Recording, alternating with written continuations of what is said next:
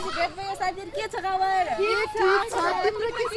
मेरो पनि ठिक छ कहिले हो त आको भइ दिन छ तिम्रो कहिले आएको हामी त सी अस्ति आएको फोन छैन के खबर छ कस्तो र आएको अब के गर्ने साथी यस्तै हो बजारतिर गएपछि भुलचाल भइहाल्छ त मान्छे मोटाएर तिमीहरू मोटाएछ मैले त के मोटाइ तिमी मोटाइ छु किन सधैँभरि किन दुब्लाउने नि कहिले अनि गाउँमा के छ त नि हाल खबर कस्तो छ घरमा तिम्रो ठिक छ मेरो त घरमा